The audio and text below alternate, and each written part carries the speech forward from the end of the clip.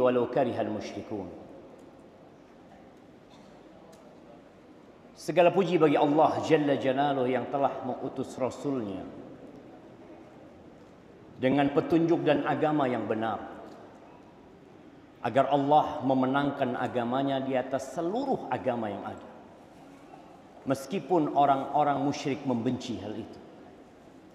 Allahumma salli wa sallim wa zid wa barik wa an'im ala abdika wa rasulika Sayyidina wa maulana Muhammadin wa ala alihi wa ashabi ajma'in, amma ba'd.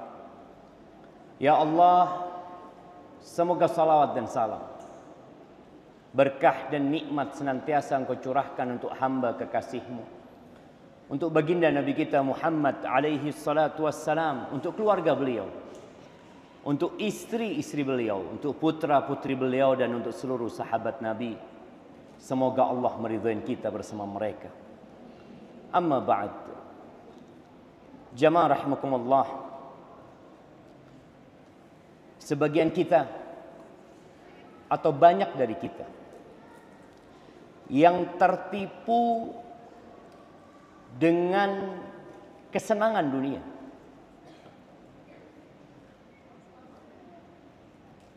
Lupa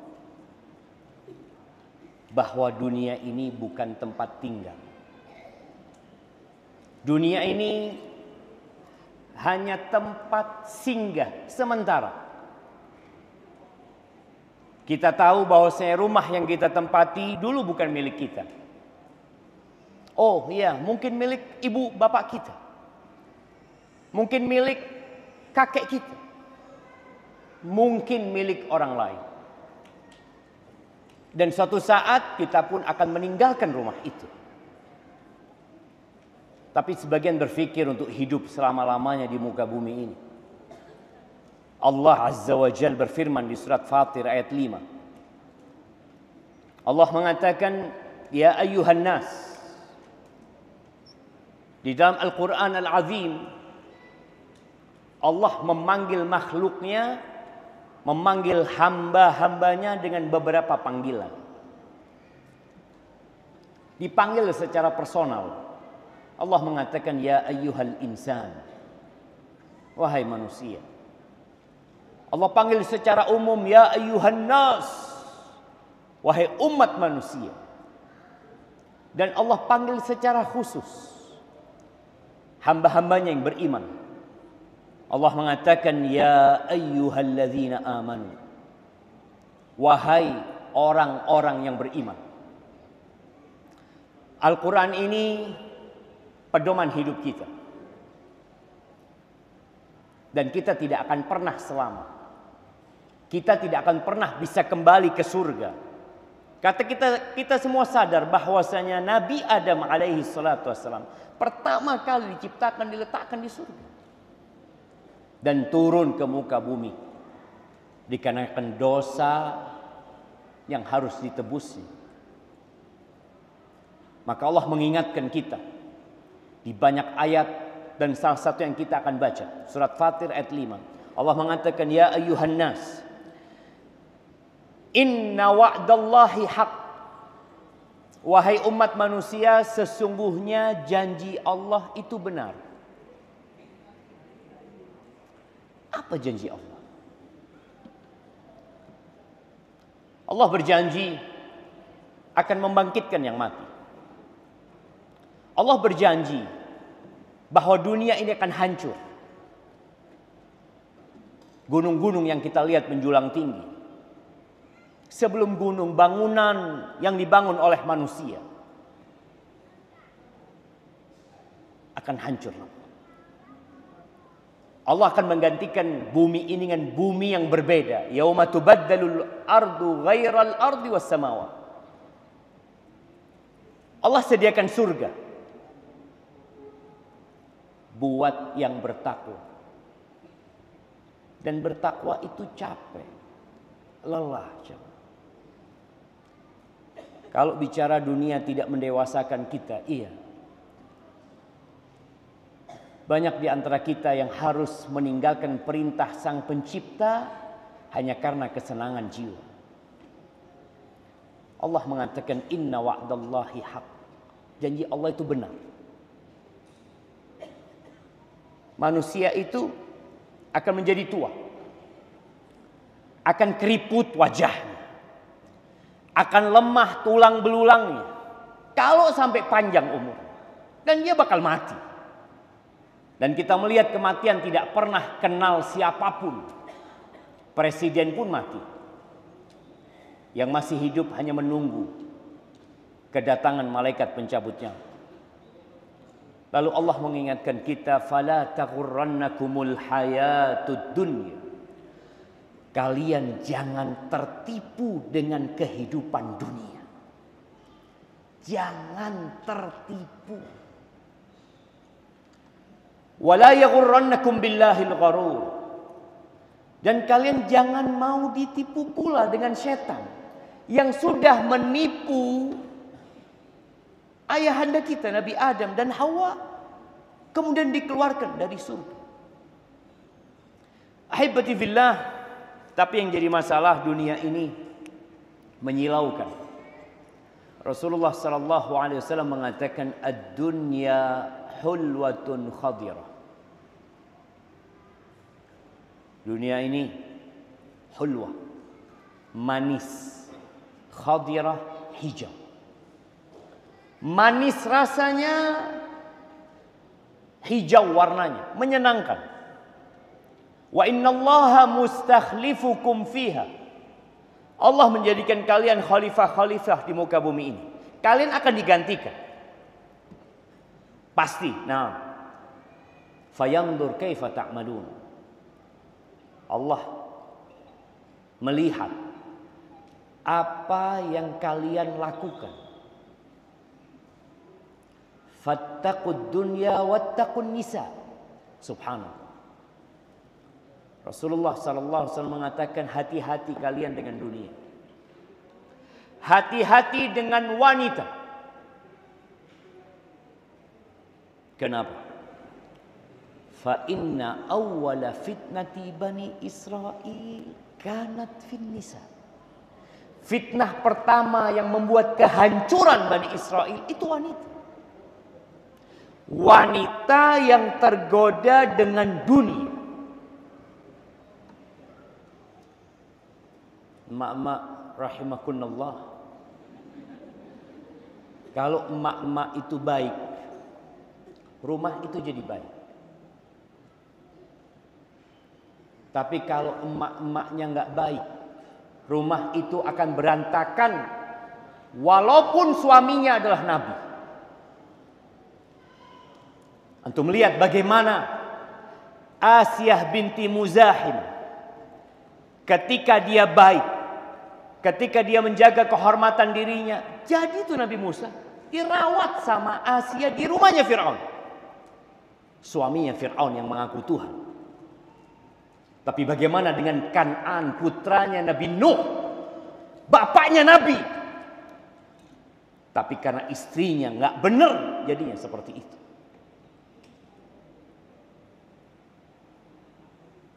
Maka ibu-ibu ini punya tanggung jawab yang besar. Tatkala emak-emaknya tergoda dengan dunia, yang dibicarakan dunia, yang dibicarakan ganti horden rumah. Ramadan datang mau mengecat rumahnya ulang. Ramadan datang mau apa? Ganti sofa. Urusan dunia. Ramadan datang membawa segala berkah, nih emak-emak sibuk dengan urusan dunia. Rasulullah sallallahu alaihi wasallam pernah mendiamkan istri-istrinya tatkala mereka tergoda dengan dunia. Sebulan Nabi bersumpah nggak akan mendekati istri selama 1 bulan. Bukan hanya 1 yang ditinggalkan, semuanya 9 ditinggalkan. Setelah 1 bulan ditinggal, jadi kalau ibu-ibu didiamkan sama suaminya, apa yang dilakukan? Marah biasanya. Padahal engkau harus tahu kenapa dia mendiamkan. Ada apa dengan dirimu? Setelah sebulan, Nabi datang menjumpai istrinya satu persatu. Yang pertama beliau jumpai adalah yang paling beliau cintai. Beliau mengatakan, ya Aisyah, engkau coba musyawarah dengan orang tua. Engkau mau bersamaku atau selamat tinggal cukup di sini rumah tangga kita. Bayangin, kita sering membaca bagaimana lemah lembutnya Rasulullah SAW. Kita sering mendengar bagaimana cintanya Nabi kepada istri-istrinya, bagaimana penghargaan beliau, bagaimana perhatian beliau. Dan tatkala beliau mendiamkan istri-istrinya, itu salah satu bentuk perhatian beliau kepada istri-istri. Lalu beliau membacakan firman Allah di surat Al-Ahzab ayat 28 dan 29. Allah mengatakan, ya ayyuhan nabi, wahai nabi, qul li azwajika, wahai nabi, katakan kepada istri-istrimu. Apa? In kuntunna turidnal hayatad dunya wa zinataha fata'alaina umatti'kunna wa usarrihkunna sarahan jamila. Wahai istri-istriku, kalau visi dan misi kalian, kalau ambisi kalian adalah kehidupan dunia, kemewahan dunia, kelezatan dunia, kenyamanan dunia, fata'alaina, kalian kemana? Umatti'kunna, aku kasih mut'ah buat kalian, aku kasih harta buat kalian. Nabi akan adakan itu harta, akan diberikan kepada istri-istrinya. Setelah itu apa? Wa usarrihkunna sarahan jamil. Kemudian aku akan ceraikan kalian dengan perceraian yang baik. Kita pisah baik-baik. Nabi menawarkan itu kepada istri yang beliau cintai alaihi salatu wassalam. Dan itu salah satu bentuk cinta kepada Allah Azza wa Jalla. Kalau harus meninggalkan istrinya, tinggalkan. Kalau harus meninggalkan suaminya, tinggalkan. Gimana hidup tanpa istri dan suami? Allah berikan ganti yang lebih baik. Wa in kuntunna turidnallaha wa rasulahu wad daral akhirah.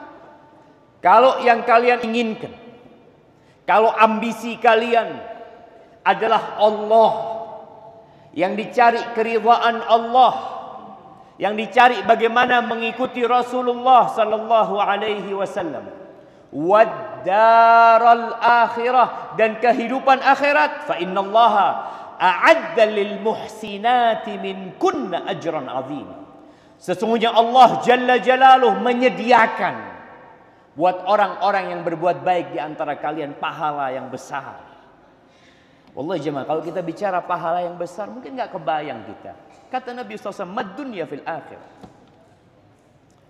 Kira-kira kalau ibu-ibu suaminya orang paling kaya se-Surabaya, se-Indonesia, sedunia. Kata Nabi SAW, mad dunya fil akhirah.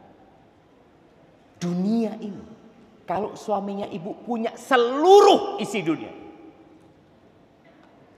dibandingkan dengan akhirat, hanya seperti seorang dari kalian memasukkan jari telunjuknya atau jarinya ke lautan, kemudian dia lihat ada berapa tetes air yang menempel di jarinya. Itu dunia. Dan samudra itulah akhirat.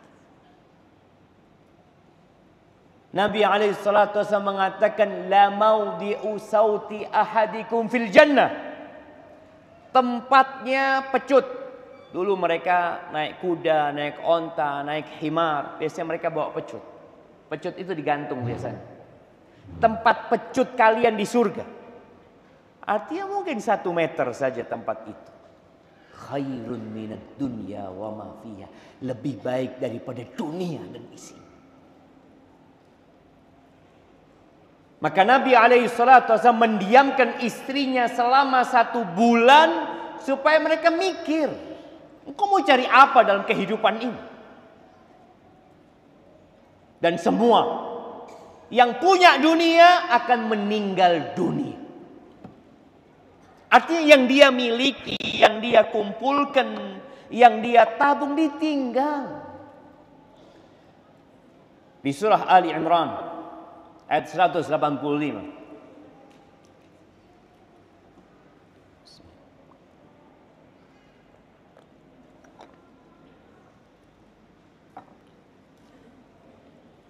Allah Azza wa Jalla mengatakan kullu nafsin dha'iqatul maut.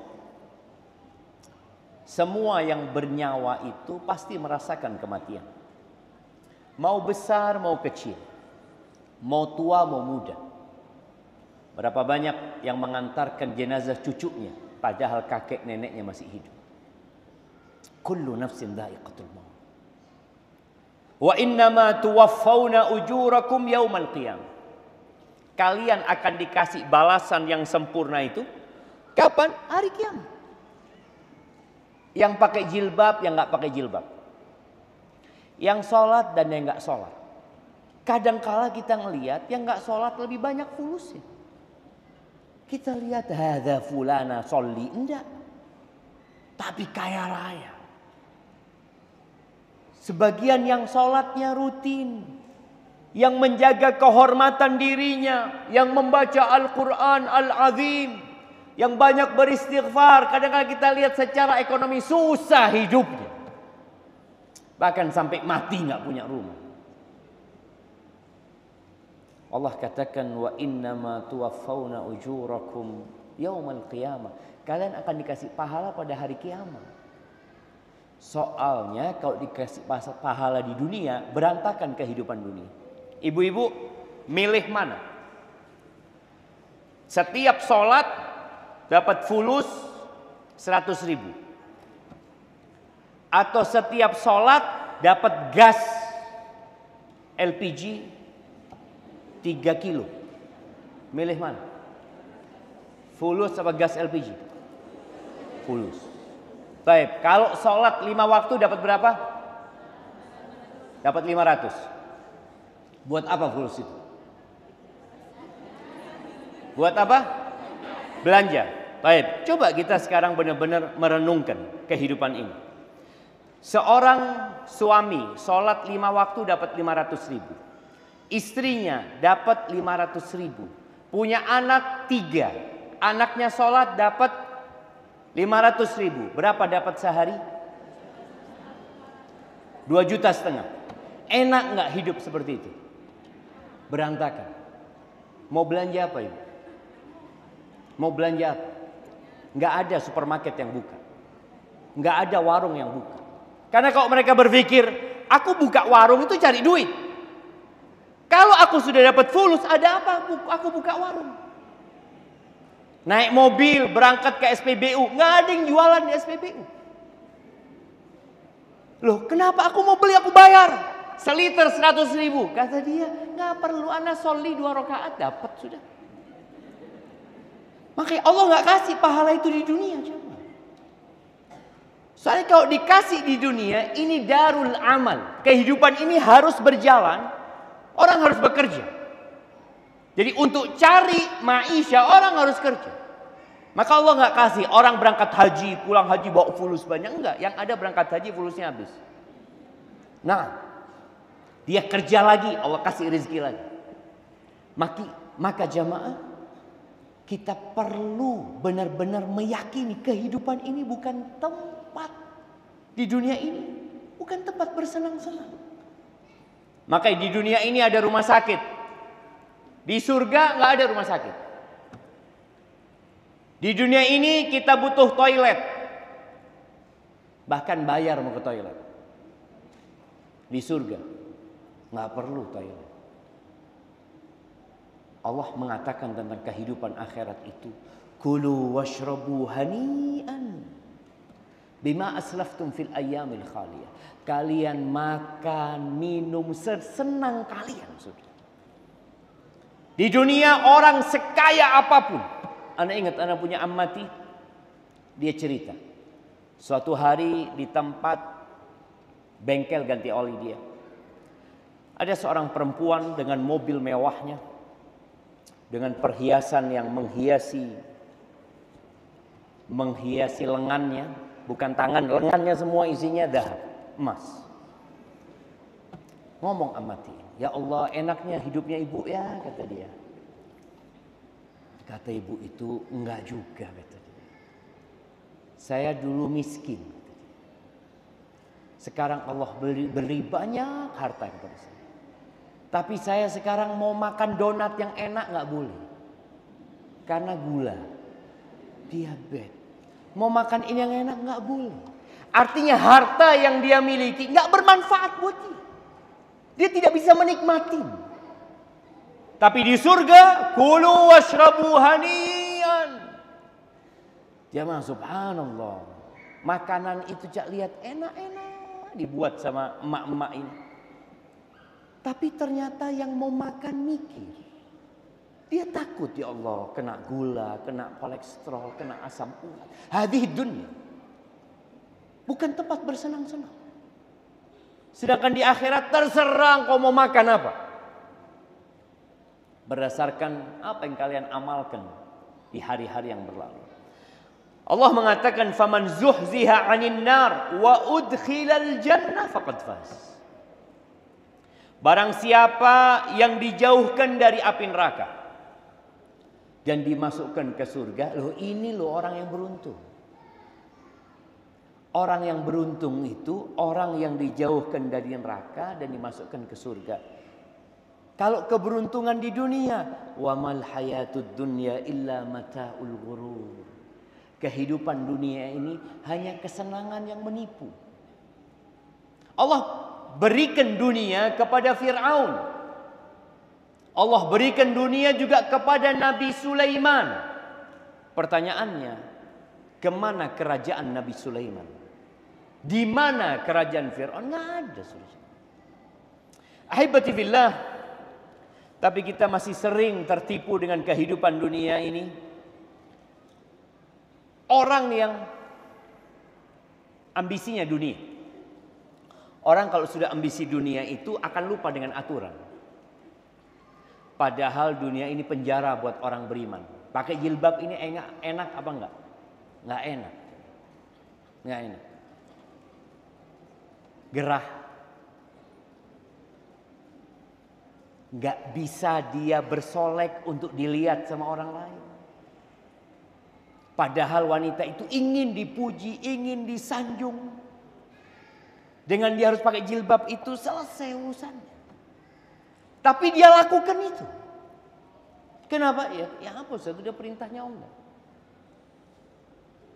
Nah, ad-dunya sijnul mu'min. Dunia itu penjara buat orang beriman. Nggak enak. Aturannya nggak boleh ini, nggak boleh ini, nggak boleh itu. Bagaimana rasanya wanita ketika harus melahirkan? Sakit. Ada yang ingin punya anak 20 di sini? Enggak ada. 15? Generasi terdahulu itu Masya Allah. Punya anak 15. Sampai ada satu wanita yang punya anak 28. Capek jemaah.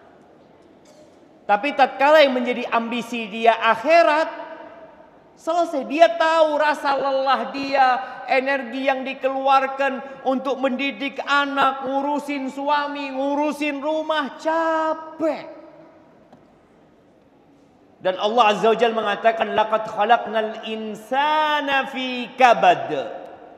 Sesungguhnya kami telah menciptakan manusia dalam susah payah. Jadi orang tua capek apa enggak? Capek. Jadi anak juga capek. Capek. Kadang kala emaknya ini marah-marah, anak ini kalau bisa ganti emak mau ganti. Anak dapat emak kok kayak gini. Dia capek. Sang emak pun sama capek. Ya Allah, nah, kok nggak nurut dah. Kok nggak kayak anaknya tetangga? Katanya dia, anak lebih seneng jadi anaknya tetangga daripada anaknya emak. Sama, nggak bisa. Capek jamaah. Hadhihi dunya. Makanya kesenangan di dunia itu menipu. Makanya banyak di antara kita bertambah umurnya tapi nggak tambah dewasa. Dia memandang dunia masih salah. Dia masih mau happy-happy. Punya anak, aduh 2 sudah cukup. Bahkan muncul sekarang wanita-wanita yang nggak mau punya anak. Muncul pula wanita-wanita yang nggak mau nikah. Capek menjadi seorang jomblo, gadis, nggak kawin-kawin capek. Pikirnya dia kalau aku nikah insya Allah nggak capek lagi. Lebih capek engkau nikah. Nah, setelah dia nikah, ya Allah kapan punya anak ya Allah, kepingin. Engkau pikir enak punya anak, dikasih anak capek ya Allah ya. Kalau bisa mau dimasukkan lagi anak. Karena capeknya dia ngurusin anak. Hadhihi dunya. Artinya dimanapun kita berada, posisi apapun yang kita lakukan, jadi menantu capek. Sebagian jadi mertua, ya Allah Zat, na'udzubillah Zat, anak punya menantu Zat. Sang menantu ngomong, ya Allah Zat, gimana ya menghadapi mertua yang kayak gini. Semuanya capek jamaah. Nabi SAW sudah menjelaskan ad-dunya sijnul mu'min, penjara buat orang beriman. Wa jannatul kafir, dan surga buat orang-orang kafir. Apa kata Nabi SAW tentang orang yang ambisinya dunia? Yang kenapa beliau mendudukkan istri-istrinya memberikan 2 pilihan. Bersamaku susah. Atau kalian mencari dunia dan kenikmatannya, fadhal. Nabi SAW mengatakan man kanatid dunya hammahu. Barang siapa yang dunia menjadi ambisinya, menjadi tujuan utamanya, dia berpikir ya hanya paras wajahnya, penampilannya, tasnya, apa yang akan terjadi? Faraqallahu alaihi amrah. Urusannya diruwetkan sama Allah. Wa ja'ala faqrahu baina 'ainaihi. Allah jadikan kefakiran di antara kedua matanya. Asuransi itu laris buat orang yang takut dengan kefakiran. Gimana nanti kalau kena musibah? Gimana nanti kalau gini? Gimana nanti? Aina Allah tabaraka wa ta'ala. Gimana nanti anak-anak ini Ustaz? Kalau saya mati dulu, bagaimana sekolah dia, pendidikan dia? Allahu Akbar. Sebelum engkau lahir, sebelum bapakmu lahir, sebelum kakekmu lahir, sebelum buyutmu lahir, anak itu sudah ditulis rezeki. Tapi karena ambisi dunia, jadi penuh kecemasan hidup. Walam ya'tihi minad dunya illa ma qaddara lahu. Dan dunia tidak akan datang kepada dia kecuali sudah ditakar buat dia. Namun dia mendapatkan dunianya dengan kecemasan. Pernah ngelihat orang naik BMW minum obat tidur, orang tukang becak tidur di becaknya. Itu bisa bayangin ya. Seharusnya nih tukang becak yang perlu minum obat tidur. Tapi ternyata yang punya BMW minum obat tidur. Kalau mau tidur harus minum. Apa yang dicari? Itulah hukuman dari Allah Azza wa Jalla. Hukuman. Cuma nggak sadar dia. Mau tidur mikirin usahanya di situ, kerjaannya di situ. Bangun tidur buka handphonenya, dilihat lagi usaha dia, laporan-laporan dia. Tiap mau tidur dibuka, mobil bankingnya dilihat, berapa fulus hari ini. Ada kan? Besok dilihat lagi. Susah hidupnya. Kaya, belum tentu kaya. Artinya bicara ambisi dunia, ini bukan kaya, bukan miskin. Boleh jadi ada orang fakir, miskin, tapi ambisinya dunia. Cuma dia nggak dapat. Dan boleh jadi ada orang kaya raya, ambisinya akhirat. Ini yang kedua kata Nabi SAW. Wa man kanatil akhiratu niyatahu. Barang siapa yang niatnya adalah akhirat, jama'allahu lahu amrah. Urusannya disederhanakan sama Allah SWT. Nggak ruwet. Urusan di rumah tangganya.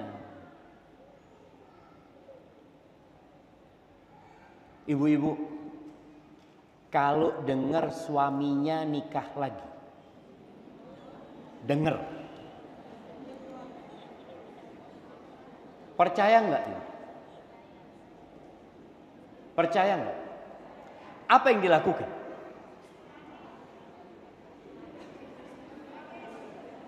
Bismillah.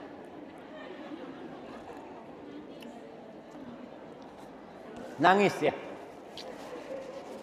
Nggak apa-apa nangis. Menangis, bersedih.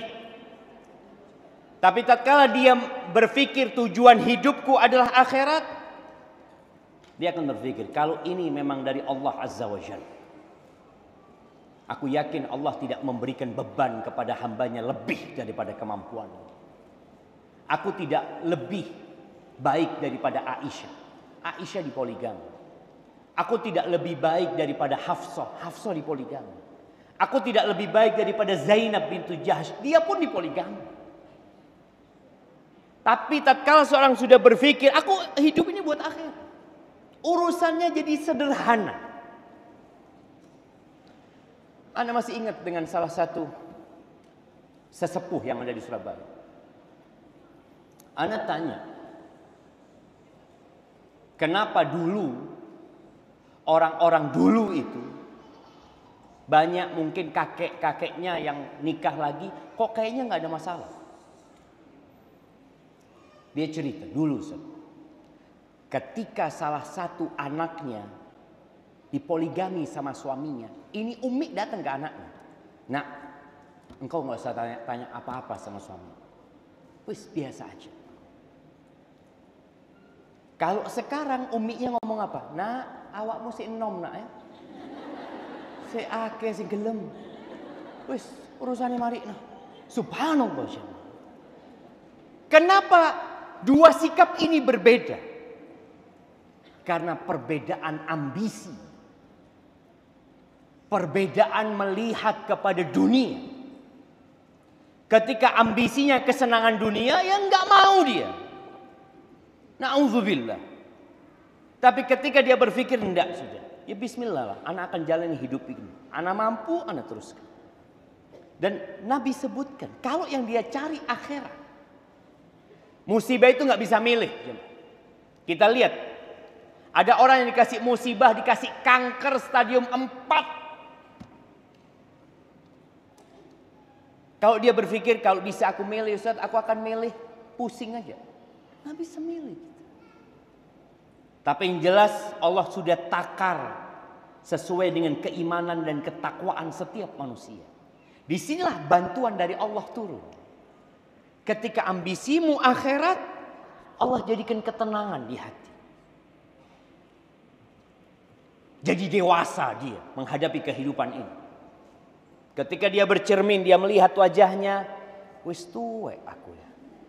Nah, dan dia akan tahu wajah ini tempatnya nanti ada di tanah sana. Aku nggak akan dapat minta tolong sama suamiku nanti. Wala sama anak-anakku, aku akan ditinggal di sana. Wa ja'ala ghinahu fi qalbih. Allah jadikan orang ini kaya tapi di hati. Dia nggak pernah memandang kepada kekayaan orang lain. Dia mengatakan alhamdulillah. Suaminya ngasih belanja satu hari 20.000, dia ambil, jazakallah khair. Karena ambisi dia akhirat dan dia yakin Allah Azza wa Jalla memberikan ujian sesuai dengan kadar keimanan dia. Wa atathu dunya wa hiya raghimah. Allah kirimkan dunia nantinya kepada orang ini. Dalam kondisi dipaksa dunia datang kepada dia, padahal ambisi dia bukan dunia. Jamaah rahimakumullah, Allah ceritakan di dalam Al-Quran tentang suatu kaum yang menjadi dewasa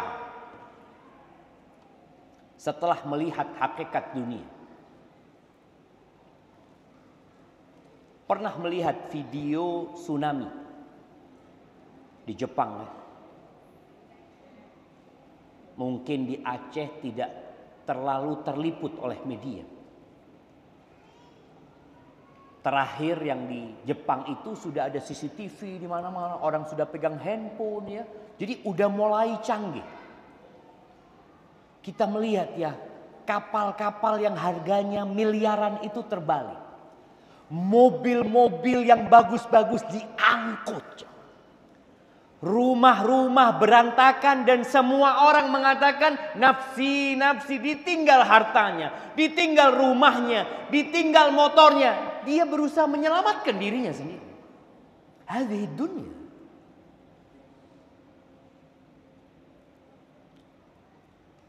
Gempa.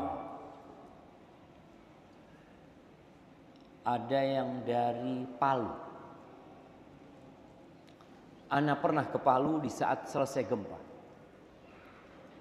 Ana berada di posisi di pinggiran tanah yang ambles. Satu desa ambles. Jatuh kira-kira lupa Ana 5 sampai 7 meter. Jadi rumah itu tenggelam bersama kulkas, bersama bayi, bersama semua orang yang ada di dalam. Karena kejadian itu ketika maghrib. Sehingga semua orang sedang ada di rumahnya. Yang ke masjid selamat. Amblas sama. Hadhihi dunya. Allah ceritakan di surat Al-Qasas. Ayat 77 sampai selanjutnya. Allah mengatakan wabtaghi fima ataka Allah ad-daral akhirah. Carilah engkau dengan apa yang Allah berikan kepadamu akhirat. Jadi kalau kita punya rezeki, yang pertama kita pikirkan buat apa ya? Aku kayaknya kepingin punya AC di kuburanku. Nah, langsung belikan AC, kirimkan ke masjid. Insya Allah kirimkan ke masjid, ini buat di kuburanku. Dia kirimkan ke ma'had. Dia kepingin nanti di padang mahsyar itu, apalagi melewatin sirat, dia kepingin cepat jalurnya. Dia beli motor buat dakwah. Dia beli mobil buat dakwah. Orang ini berpikir akhirat. Allah mengatakan wabtaghi fima ataka Allah ad-darul akhirah. Cariin akhirat itu. Jangan ketika punya rezeki yang awal dipikirkan ganti mobil. Ganti motor, ganti HP, ganti tas. Enggak ganti kalau tas, nambah tas. Jadi orang dunia yang dia carikan akhirat. Selesai engkau punya tabungan di akhirat, ini insya Allah nggak apa-apa kan dunia Ustaz, nggak apa-apa. Allah katakan wala tansa nasibaka minad dunya. Engkau jangan lupa dengan bagianmu dalam kehidupan dunia. Orang hidup itu butuh ongkos, butuh biaya. Jangan semuanya disodakohkan, akhirnya engkau minta-minta. Enggak. Engkau boleh menikmati, tapi jangan lupa akhiratmu. Itu yang harus diutamakan. Wa ahsin kama ahsanallahu ilaik. Dan berbuat baiklah engkau sebagaimana Allah berbuat baik kepadamu. Kita tuh kalau bantu orang lain seneng kan? Kenapa kita senang? Kita senang karena sejatinya kita sedang bantu diri kita sendiri. Jadi tatkala kita bantuin orang-orang yang susah ya, membangun masjid, ya, ketahuilah aku sedang berbuat baik kepada diriku sendiri. Allah kasih rezeki, alhamdulillah aku bisa manfaatkan buat aku. In ahsantum ahsantum li anfusikum. Kalau kalian berbuat baik itu buat kalian. Wala tabghil fasada fil ardh. Engkau jangan berbuat kerusakan di muka bumi. berbuat kerusakan itu dengan maksiat. Innallaha la yuhibbul mufsidin. Allah itu nggak suka dengan orang-orang yang merusak. Ucapan ini disampaikan sejatinya kepada Qarun. Apa kata Qarun? Ketika disuruh mencari akhirat dengan hartanya, dengan kedudukannya, dengan jabatannya, dia mengatakan qala innama utituhu ala ilmin indi. Aku bisa seperti ini karena ilmu yang diberikan kepadaku, karena kerja kerasku, karena kesungguhanku. Ya Allah jemaah, ini ada orang-orang yang nggak sadar. Engkau jadi kaya seperti itu, engkau jadi sukses seperti itu karena Allah yang ngasih. Bicara pintar, lebih banyak orang yang lebih pintar dari engkau. Kita melihat ya, kadangkala seorang profesor ekonomi miskin, muridnya yang nggak lulus kaya raya. Kita lihat, pembagian rizki ini bukan karena ilmu dan bukan karena jabatan dan kedudukan. Pembagian rizki itu karena Allah yang kasih.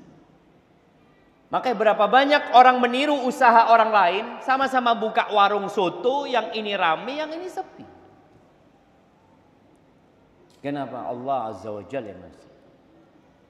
Maka Qarun mengatakan innama utituhu ala ilmin indi. Apa kata Allah? Awalam ya'lam. Apa dia enggak tahu? Apa dia enggak melihat? Annallaha qad ahlaka min qablihi minal qurun man huwa asyaddu minhu quwwatan wa aktsaru jam'a. Apa dia enggak tahu? Allah sudah membinasakan kaum-kaum sebelum dia yang lebih kuat, yang lebih banyak pasukannya, yang lebih banyak pengikutnya. Allah binasakan. Bagaimana kaum Ad?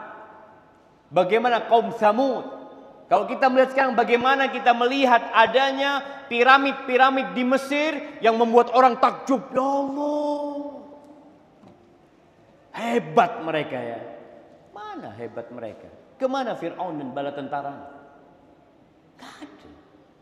Allah ingatkan Qarun ini, innallaha wa la yus'alu an dzunubihimul mujrimun. Dan dia enggak ditanya tentang dosa-dosa mereka. Allah akan hancurkan para pelaku dosa. Fa kharaja ala qaumihi fi zinati. Dia keluar dari rumahnya, pergi dengan segala perhiasannya. Kalau sekarang mungkin pakai mobil yang paling mewah. Kalau dulu disebutkan Qarun ini punya kuda kencana. Kereta kencana ya, kereta kencana yang kudanya itu dilapisin dengan emas semua. Diiringi oleh 300 dayang-dayangnya. Bisa bayangin. Apalagi di masa itu budak diperjualbelikan. Orang tinggal beli, orang kaya paling banyak budak. Bagaimana kuncinya itu dipikul. Kuncinya jangan. Ketika Qarun ini keluar, otomatis orang yang melihat itu tergoda. Kita kalau ngelihat ya Ferrari lewat, Allahu Akbar, siapa ini? Ngelihat Lamborghini lewat depannya rumah orang yang kaya. Qala alladhina yuriduna al-hayata ad-dunya ya laita lana mithla ma utiya Qarun. Innahu ladzu hadzin azim. Orang yang ambisinya dunia, kalau ngelihat perhiasan dunia, kemewahan dunia, apa yang dia katakan? Andai kata aku dikasih seperti yang dikasih Qarun. Qarun itu benar-benar beruntung sekali. Kita kan kalau ngelihat orang sukses, untung awakmu, seneng hidupmu. Padahal belum tentu ya. Kita lihat ini orang-orang yang belum dewasa. Wa qala alladziina utul 'ilma. Sikap yang kedua, sikap orang yang dewasa. Orang yang dewasa, orang yang dikasih ilmu. Ingat ya, Allah itu benci. Kata Nabi SAW, Innallaha yubghid. Allah benci sama siapa?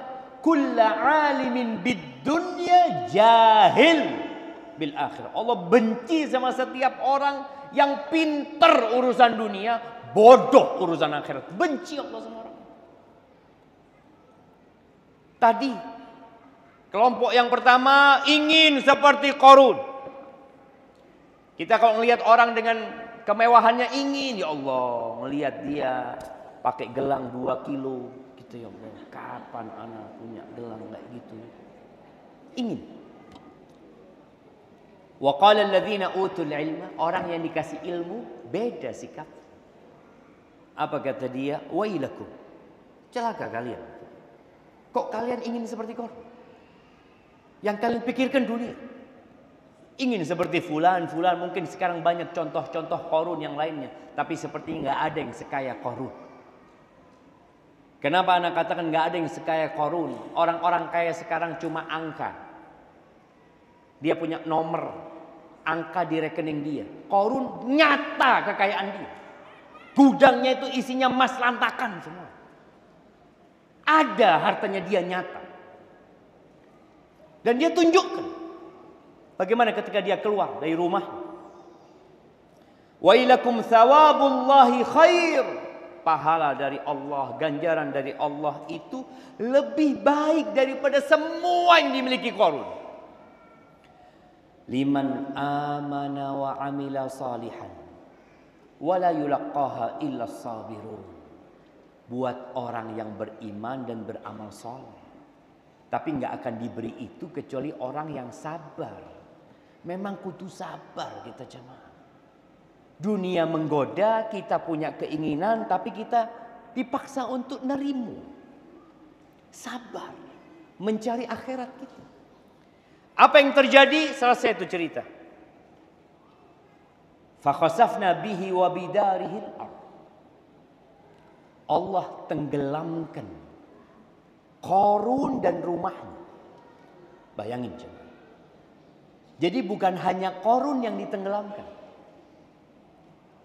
Bukan disisakan rumah dan hartanya, enggak.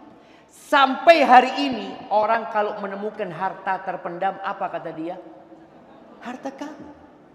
Harta Qarun. Mana harta Qarun di sini? Allah tenggelamkan Qarun dengan rumahnya jemaah. Selesai, nggak kelihatan lagi rumahnya Qarun. Yang orang setiap lewat, ya Allah, kapan ya aku bisa seperti Qarun? Ya Allah, cok senengnya Qarun. Ya Allah tenggelamkan jemaah. Fama kana lahu min fi'atin yansurunahu min dunillah. Nggak ada yang bisa nolongin Qarun. Wa makana minal muntasirin. Dia termasuk orang-orang yang tidak tertolong. Wa asbahal ladzina tamannau makanahu bil ams, yang kemarin kepingin seperti Qarun, ketika pagi harinya dia melihat Qarun hilang dari muka bumi ini bersama semua kekayaan dia, mereka baru sadar ini bicara dewasa. Mereka mengatakan yaqulun wa ka'annallaha yabsutur rizqa liman yasha'u min ibadihi wa yaqtir. Ya Allah, Allah itu memang sudah ngatur ya. Allah udah ngatur siapa yang dikasih harta lebih, siapa yang dikasih harta yang ditakar, yang sedikit sama Allah Azza wa Jalla. Laula an mannallahu alaina, kalau Allah tidak memberikan karunia-Nya kepada kita, la khasafa bina. Kita sudah tenggelam seperti Qarun. Wa ka'annahu la yuflihul kafirun. Enggak akan senang.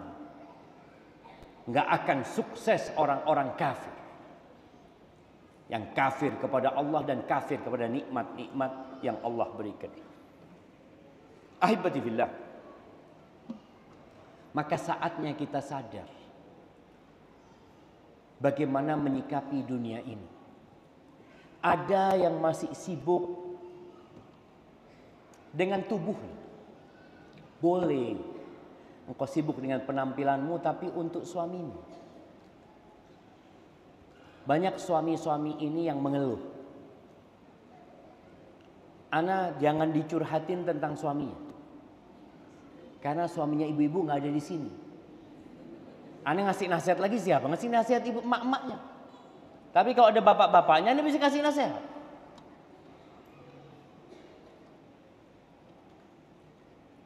Ada wanita-wanita yang Masya Allah. Kalau datang pengajian, datang pengantinnya, ya Allah, ayu.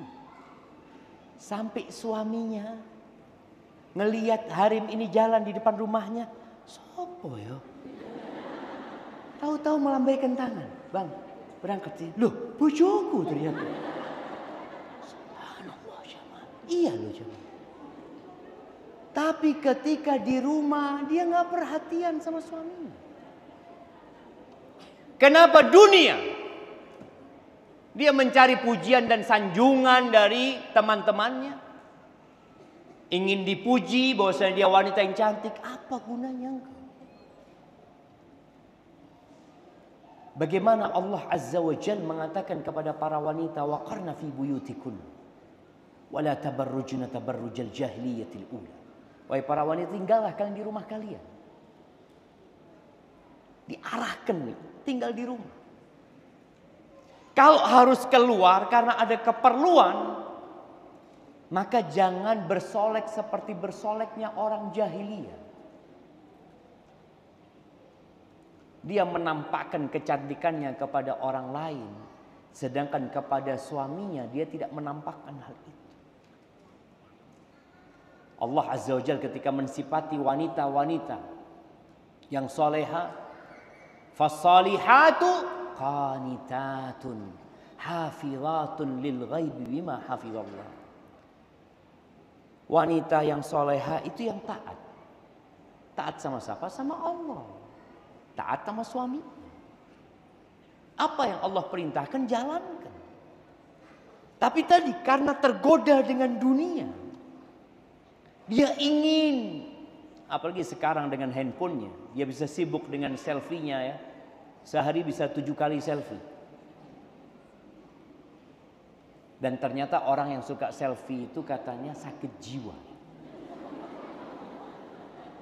Nah, benar. Dia ketawa-ketawa sendiri. Mari kita coba dibaca. Maka tolong kalau engkau memang ingin dipuji, bagaimana yang memujimu suamimu? Bagaimana yang memujimu anak-anakmu? Bagaimana dia bangga, aku bangga dengan emakku. Masya Allah jemaah. Ada seorang wanita yang curhat tentang bapak. Bagaimana dia bangga sama ibunya. Bapak ibunya ini cerai. Cerai ketika punya 2 anak perempuan. Yang satu kelas 4 SD, yang satu mungkin kelas 2 SD. 2 anak ini lihat bagaimana kekejaman bapaknya sama ibunya. Udah gak benar bapaknya. KDRT, akhirnya ibunya diceraikan, bapaknya kawin lagi. 2 anak ini gak pernah dikasih nafkah sama bapaknya.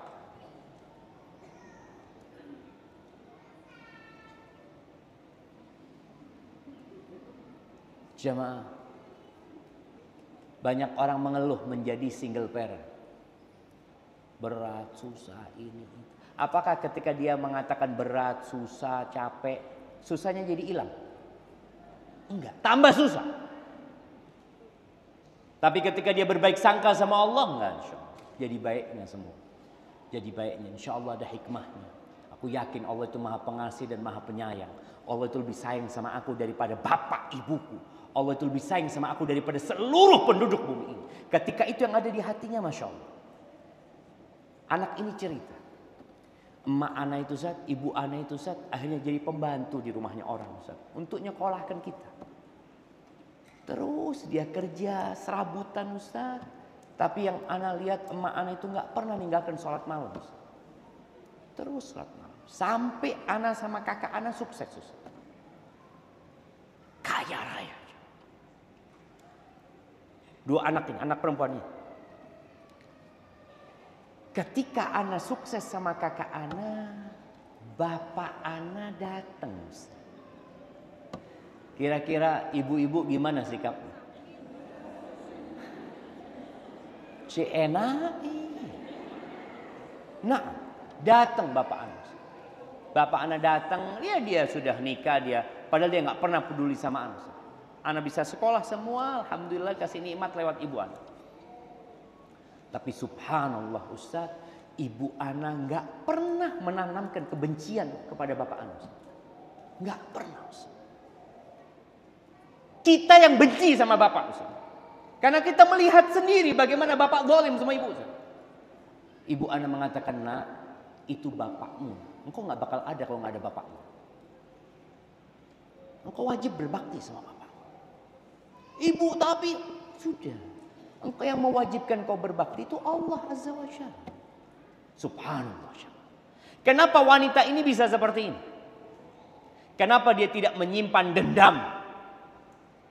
Karena sejatinya menyimpan dendam itu hanya menambah sakit hati. Dan menambah beban hidup. Dan membuat sengsara dan penderitaan berlipat ganda. Maka ketika engkau sakit hati sama orang lain, engkau melihat orang lain datang kajian, na'udzubillah, datang dia kajian juga. Engkau sakit hati. Tapi ketika ambisimu akhirat, udah. Tumadir bin Amr al-Khansa. Khansa ini seorang sahabat perempuan. Khansa ini terkenal sebagai seorang penyair yang sangat handal. Bagaimana dia cinta sama abangnya. Abangnya itu mati terbunuh dalam satu peperangan. Nama abangnya itu Harb. Mati dalam satu peperangan, ini masih kafir. Dia itu mengatakan, kalau bukan karena banyaknya orang-orang yang menangis di sekitarku, pasti aku sudah bunuh diri. Gak kuat dia, ditinggal mati kakaknya yang sangat baik sama dia. Sampai Khansa ini berangkat umroh atau haji, tawaf itu bawa sandal kakaknya. Dari stresnya dan depresinya. Kemudian dia masuk Islam. Lihat ya bagaimana ketika Islam itu merubah seseorang menjadi lebih dewasa. Lebih faham tentang kehidupan ini. Ketika dia masuk Islam. Dalam satu peperangan. Dia siapkan 3 atau 4 anak. Malam hari sebelum peperangan anaknya ini. Di briefing sama emaknya. Berangkatlah engkau menuju ke medan perang. Karena Allah Azza wa Jalla. Bunuhlah musuh-musuh Allah Azza wa Jalla. Jangan pernah mundur, kata ibunya. Subhanallah, anaknya berangkat 4-4-nya. 4-4-nya tewas di jalan Allah Azza wa Jalla. Lihat bagaimana ketika dia ditinggal mati abangnya dan ketika ditinggal mati sama anaknya. Dia bersyukur kepada Allah dengan kematian anak-anak.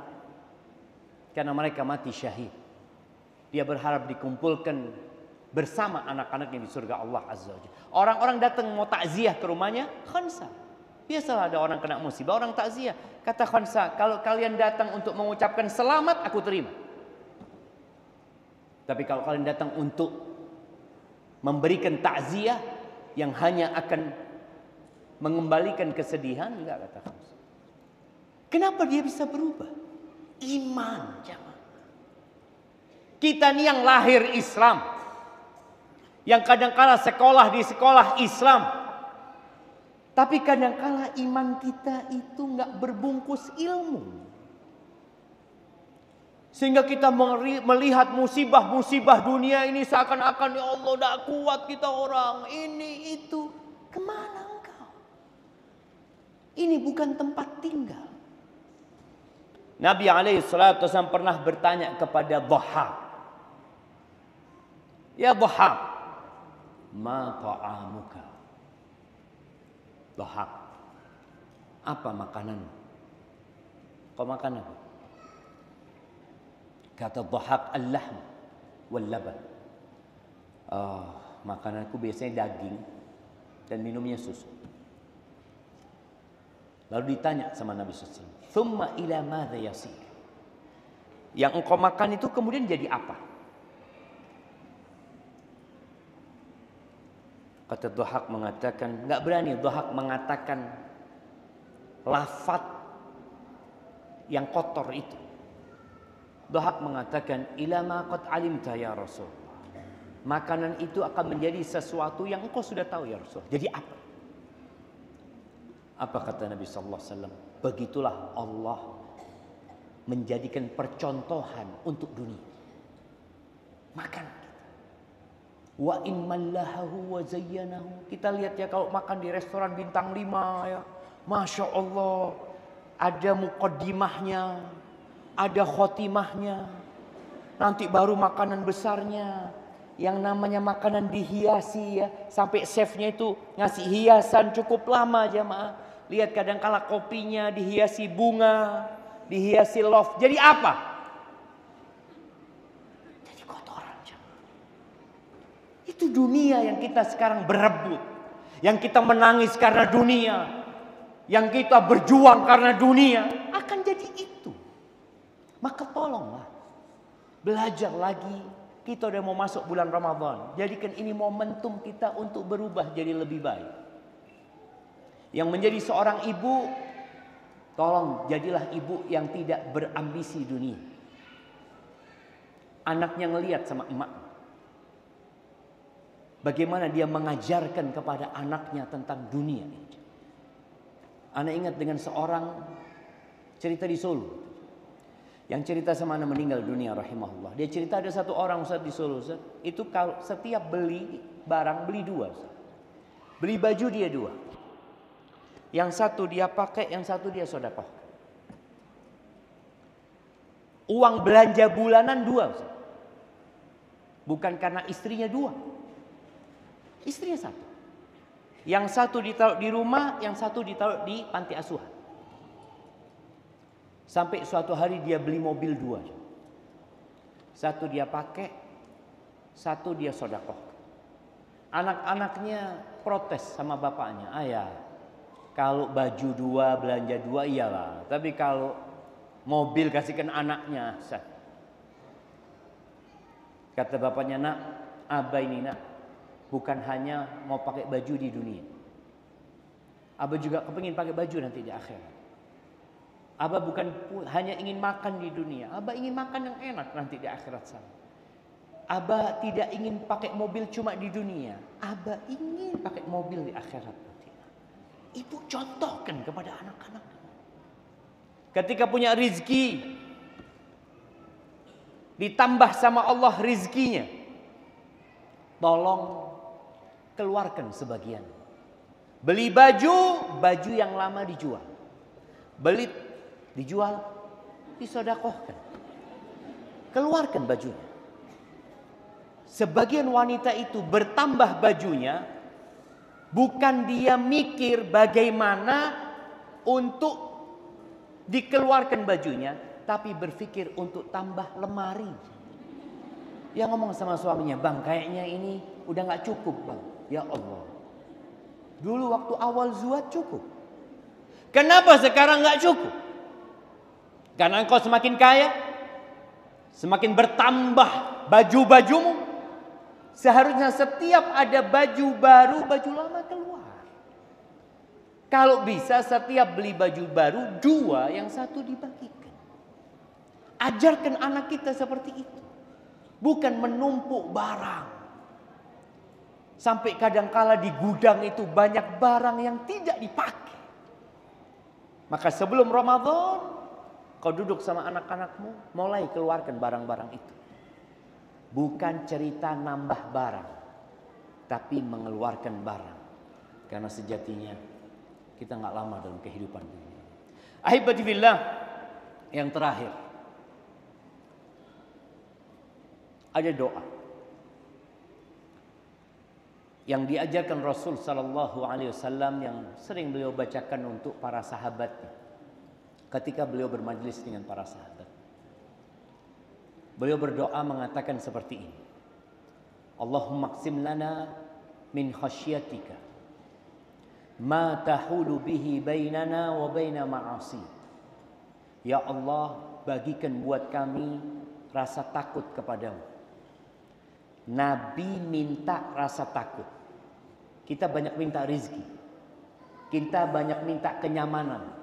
Nabi minta sama Allah rasa takut kepada Allah. Yang dengannya engkau halangi aku dari berbuat kemaksiatan. Karena ada orang tahu haram tapi tetap dilakukan. Tahu nggak boleh tapi tetap dikerjakan. Tahu kewajiban tapi ditinggalkan. Karena nggak ada rasa takut. Maka minta rasa takut kepada Allah Azza wa Jalla. Yang kedua, wa min ta'atika ma tuballighuna bihi jannatak. Dan bagikan buat kami rasa takut kepadamu. Bagikan buat kami ketaatan kepadamu. Semangat ibadah, semangat baca Quran, semangat sholat sunnah, semangat berbagi. Minta sama Allah. Supaya dibagikan ketaatan yang dengannya kita disampaikan ke surga Allah Azza wa Jalla. Wa minal yaqin ma tuhawwinu bihi masaibad dunya.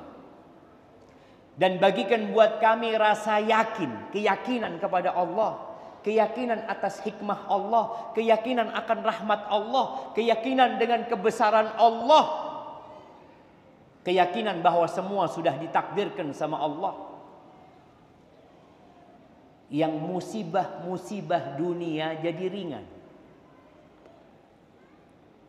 Ada orang yang kalau dikasih nasihat suruh sabar, dia mengatakan, iya enak ngomong. Coba engkau kena musibah kayak aku. Sering itu terjadi. Nabi SAW pernah lewat seorang wanita yang lagi nangis di atas kuburan anaknya. Rasulullah SAW mengatakan, isbiri wahtasibi. Bersabarlah engkau dan berharaplah pahala kepada Allah SWT. Atau ittaqillah wasbiri. Bertakwalah kepada Allah dan sabarlah engkau. Apa kata wanita ini? Ilaika anni. Sana kau, enggak usah ngurusin aku.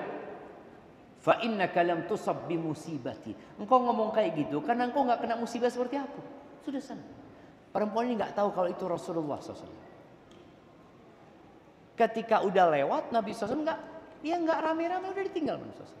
Dikasih tahu sama sahabat, itu tadi Rasulullah SAW. Langsung shock perempuan ini. Dikejar Nabi SAW sudah sampai rumahnya. Dia mengatakan, ya Rasulullah, aku minta maaf, aku enggak tahu kalau tadi itu engkau. Apa kata Nabi SAW? Innamas sabru inda sadmatil ula. Sabar yang sebenarnya itu adalah sabar ketika hempasan pertama. Awal kena musibah, bagaimana sikapmu itu yang menentukan. Ada orang yang kena musibah dikatakan suamimu meninggal dunia. Alhamdulillah, ruwet itu jalan selesai sudah. Ini berarti bukan musibah, karena dia senang. Musibah itu tidak menyenangkan.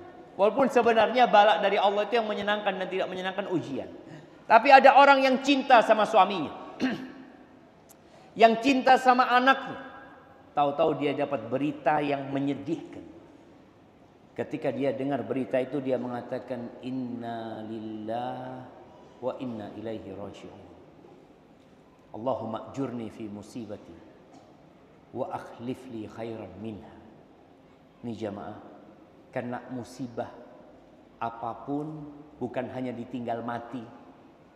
Mungkin musibah urusan harta, urusan anak-anak yang enggak nurut mungkin ya. Maka ingat sama Allah Azza wa Jalla. Yang menyebabkan orang itu mampu mengatakan itu karena ada keyakinan sama Allah. Innalillah. Tapi kalau keyakinan itu lemah, umpamanya dokter mengatakan engkau kena kanker stadium 4. Ya Allah, apa dosaku ya Allah. Dia merasa seakan-akan orang itu dikasih musibah karena dosa. Belum tentu. Orang yang paling berat cobaan itu para nabi. Kita tahu bagaimana Nabi Yunus ditelan sama ikan. Bagaimana Nabi Ayub kehilangan anak-anaknya semua. Kehilangan hartanya. Ditambah penyakit di fisiknya. Apa kata beliau? Wa ayyuba idnada rabbahu anni masani ad-dur wa anta arhamur rahimin. Itu keyakinan. Ayub ketika berdoa mengatakan, wahai Rabbku, Aku ini disentuh dengan penyakit, dengan bala, dengan musibah. Wa anta arhamur rahimin. Engkau yang paling mengasihi di antara yang mengasihi. Tetap dia yakin Allah itu arhamur rahimin. Ketika antum sedang susah, jangan pernah berburuk sangka sama Allah. Antum panggil Allah, ya arhamar rahimin. Ya Allah, engkau yang paling pengasih ya Allah. Musibah yang menimpaku ini adalah tanda kasih sayangmu kepadaku ya Allah. Nah, Allah kalau cinta sama hambanya itu dikasih bala. Cuma kita butuh keyakinan itu, minta sama Allah Azza wa Jalla. Wa minal yaqin ma tuhawwinu bihi alaina masa'ibad dunya wa matti'na bi asma'ina wa absarina wa quwwatina ma ahyaitana waj'alhu al-waritha minna. Ya Allah, jadikan kami bisa menikmati pendengaran kami, penglihatan kami, kekuatan kami selama kami hidup, dan jadikan itu pewaris kami. Nabi minta SAW sampai mati sehat. Karena ada orang bertambah umur, pendengarannya berkurang. Bertambah umur, penglihatannya berkurang. Bertambah umur, nggak bisa sujud, nggak bisa ruku, udah sakit semua kakinya, berat gerak-geriknya. Nabi SAW minta kepada Allah mati dalam kondisi sempurna fisik. Nggak apa-apa. Karena di antara tujuannya supaya tidak merepotkan orang lain. Nabi juga berlindung di hadis yang lainnya, Allahumma inni a'udzubika an uradda ila ardhalil umur. Ya Allah, jangan sampai aku dikembalikan ke umur yang rendah, yang pikun ya. Kita minta sama Allah. Waj'al tha'rana ala man zalamana wansurna ala man adana. Jadikan balas dendam kami buat orang-orang yang menzalimi kami. Sudah engkau ya Allah yang ngurusin orang-orang yang menzalimi kami. Dan tolonglah kami menghadapi wansurna ala man adana. Tolong kami menghadapi orang-orang yang memusuhi kami ya Allah. Tolong kami ya Allah. Wala taj'al musibatana fi dinina. Ya Allah, jangan jadikan musibah itu menimpa agama kami. Jangan sampai. Bagaimana musibah menimpa agama? Kayak apa jemaah? Salatnya telat-telat. Musibah. Kita yang seharusnya satu hari hatam satu juz, baca satu juz, hari itu kita ya Allah nggak baca, nah ya Allah sibuk dengan handphonenya, musibah. Berdoa minta jangan jadikan musibah kami menimpa agama kami. Wala taj'al musibatana fi dinina wala taj'alid dunya akbar hammina. Jangan jadikan dunia itu ambisi kami yang paling besar. Wala mablagha ilmina. Dan jangan jadikan ilmu kami itu hanya untuk dunia. Jangan sampai. Wala taj'al musibatana fi dinina wala taj'alid dunya akbar hammina wala mablagha ilmina wala tusallit alaina man la yarhamuna. Dan janganlah engkau jadikan penguasa kami orang-orang yang tidak sayang sama kami. Barakallahu fiik. Anda rasa itu yang dapat Anda sampaikan pada kesempatan kali ini. Semoga yang didengar bisa diamalkan. Dan setelah didengar, ditulis, diamalkan, tolong ajak yang lainnya untuk mengamalkan. Karena setiap muslim itu punya kewajiban menyampaikan apa yang dipelajari. Semua orang itu merugi. Illal ladzina amanu wa amilus salihati wa tawasau bil haq wa tawasau bis sabr. Dia saling mengingatkan kepada kebenaran. Tapi kalau kita sudah menyampaikan kepada orang lain, siap untuk dibuli, siap untuk dimaki, siap untuk dikatai sama mereka, ya harus sabar.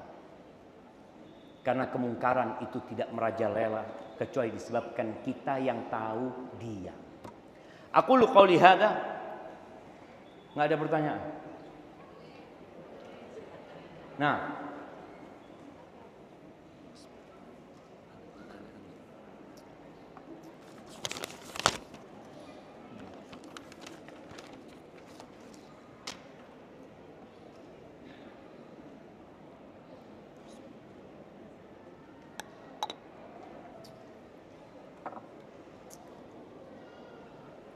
Iya, ini pertanyaan Ustadz, bagaimana orang-orang yang mengadakan pernikahan tapi tidak sesuai dengan syariat? Jamaah, nikah itu butuh berapa orang? Butuh calon suami, calon istri, mertua, wali, 2 saksi. Berarti cukup berapa orang?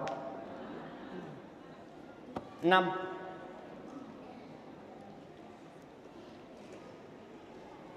Kita itu kadangkala yang mudah dibikin ruwet.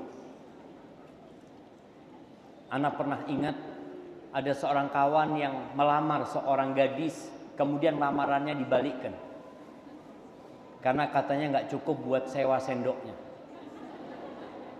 Dia mengundang berapa orang?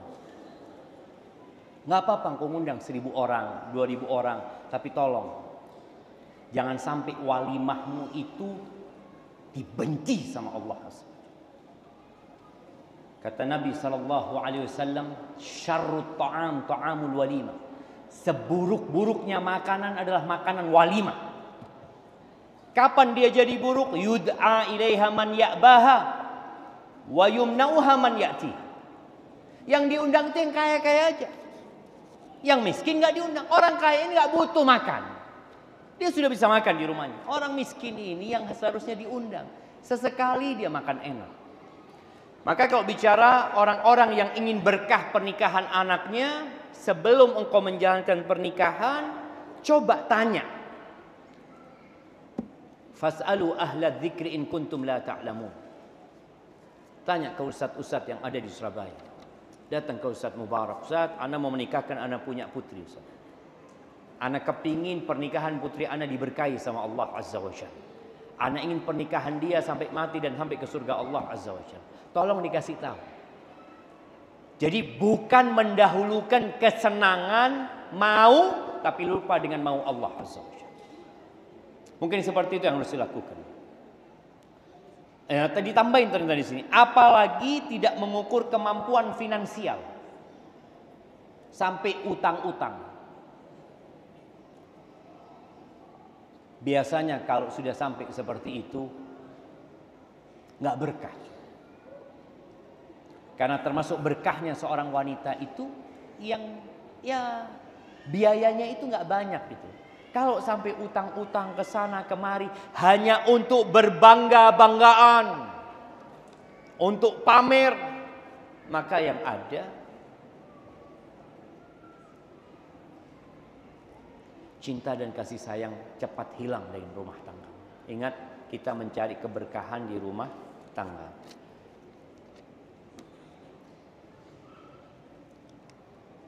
Dunia bagaikan jari yang dicelupkan di samudra. Hadisnya apa ya Ustaz? Ana akan bacakan hadisnya lagi kalau mau dicatat ya, supaya bisa disebarkan kepada orang-orang yang mau menyebarkan. Naam.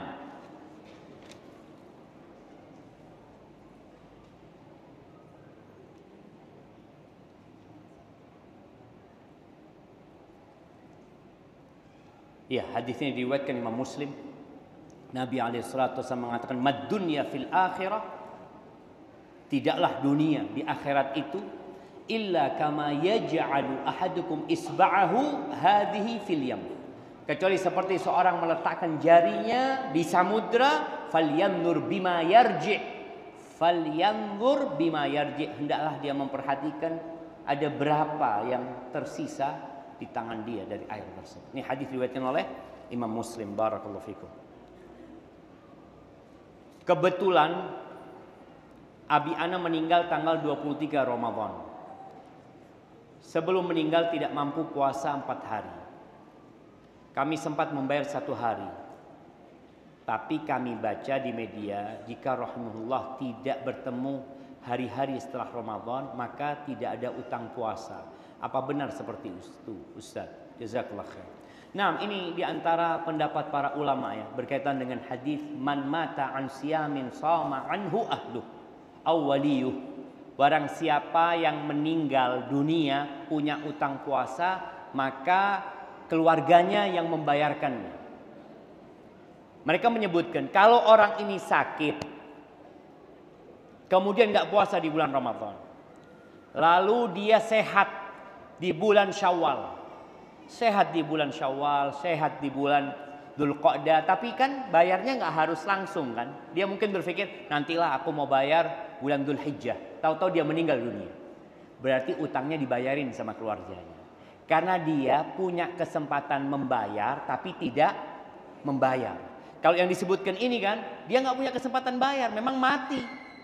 Sebelum ada kesempatan untuk membayar, maka dia nggak perlu membayarnya.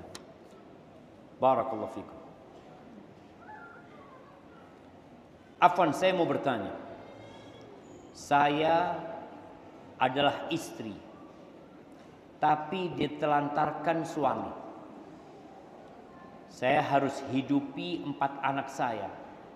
Dosakah ana jika ana gugat cerai suami ana? Ahibati fillah, kita itu sering melihat kepada kekurangan pasangan kita, lupa dengan kelebihan dia. Maka nasihat ana, kalau bicara apakah boleh gugat cerai, boleh. Seorang istri yang ditelantarkan sama suami, suami tidak memberikan nafkah, bahkan boleh jadi bukan khulu ya, tapi pernikahannya boleh jadi dibatalkan nanti ketika sang suami tidak memberikan nafkah kepada istrinya. Tapi kalau masih ada kebaikan-kebaikan suami dan keberadaan suami masih bermanfaat buat dia dan anak-anaknya, mungkin mempertahankan lebih baik. Dan anggap yang dia keluarkan itu sebagai sedekah buat diri dia nanti. Bagaimana cara mengajak anak agar semangat ke kajian? Iya, ahibati fillah, ana lihat kita itu punya masalah dengan anak-anak remaja. Yang datang kajian itu kebanyakan ibu-ibu muda atau ibu-ibu tua.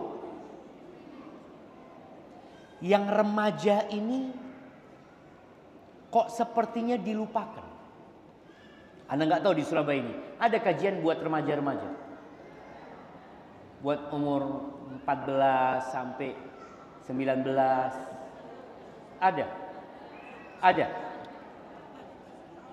Banyak yang hadir. Alhamdulillah. Itu. Jadi kita perlu mengadakan kajian khusus buat mereka. Soalnya kalau dia dibawa ke kajian seperti ini, dia ngelihat emak-emak semua yang hadir, dia merasa kayaknya bukan tempatnya dia. Tapi kalau kita mengadakan tempat khusus buat mereka, insya Allah mereka senang, dia tambah kawan lagi. Kemudian mungkin buat anak-anak remaja ini, ya bisa diadakan di tempat-tempat yang lebih menyenangkan buat mereka. Seperti itu. Barakallahu fikum.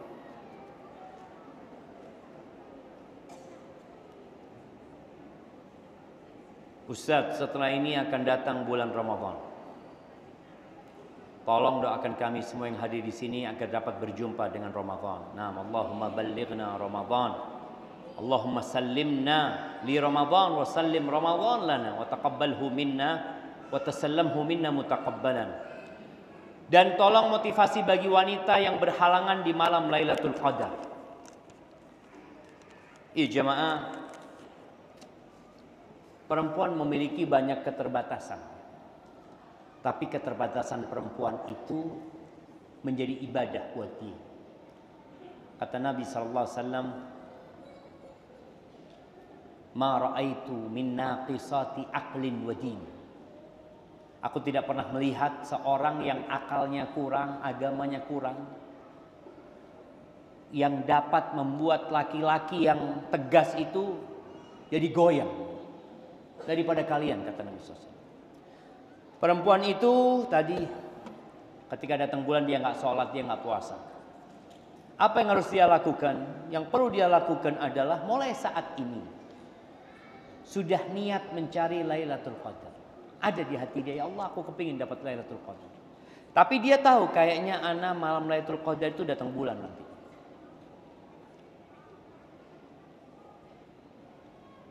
Yang dilakukan di malam Lailatul Qadar itu bukan hanya sholat.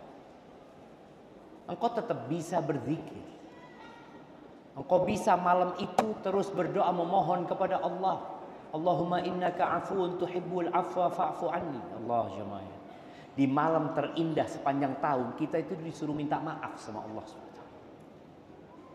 Allahumma innaka afuun tuhibbul afwa fa'fu anni. Yang kedua, engkau bisa sedekah di malam itu. Engkau bikinkan berbuka buat orang-orang puasa. Engkau bikinkan sahur buat orang-orang yang puasa.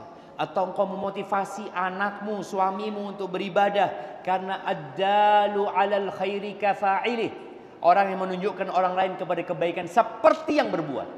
Engkau katakan kepada suamimu, bang, engkau itikaf. Bismillah, aku yang ngurusin di rumah. Anak-anak aku yang ngurusin. Bismillah, engkau berangkat itikaf. Istrinya nggak bisa itikaf, tapi dia nyuruh suaminya itikaf. Atau dia memfasilitasi anaknya itikaf, insya Allah dia dapat pahala itikaf itu. Dan perbanyak lagi sodakoh. Karena sodakoh itu burhan, bukti akan kebenaran iman kita dan ambisi hidup kita. Barakallahu fikum.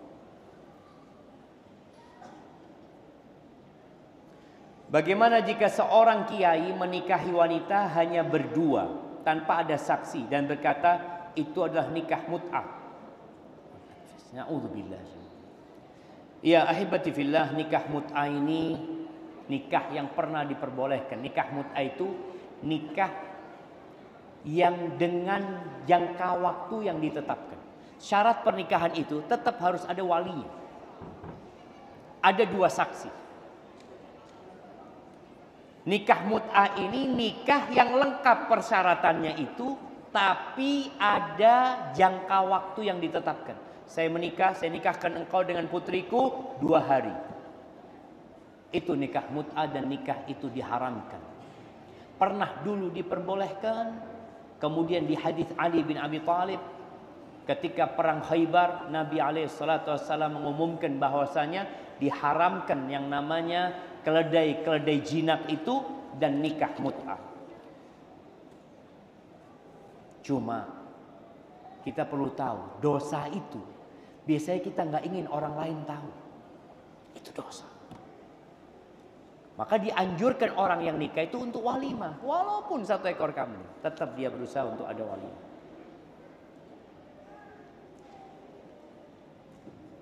Semoga Allah memberkahi Ustadz. Afan mau tanya, bolehkah selama Ramadan saya meminta anak lelaki saya untuk mengimami sholat tarawih di rumah? Jadi dia tidak melakukan sholat tarawih di masjid. Boleh, nggak apa-apa. Sholat tarawih di rumah nggak apa-apa. Suruh anaknya sholat isya di masjid. Setelah pulang dari masjid, sholat tarawih di rumah. Dan boleh jadi tarawihnya ditunda. Tarawihnya sebelum sahur umpamanya dia lakukan itu. Jadi kalau di rumah mungkin akan lebih panjang bacaannya. Dan mungkin juga bisa ada istirahatnya. Semoga dengan itu rumahnya juga berkah. Karena sholat tarawih ini sholat sunnah. Barakallahu fiik. Ana rasa itu yang dapat kita kaji pada kesempatan kali ini. Yang benar dari Allah Azza wa Jalla, yang salah dari diri ana pribadi. Allah dan Rasulnya terbebaskan dari kesalahan itu. Subhanakallahumma wa bihamdika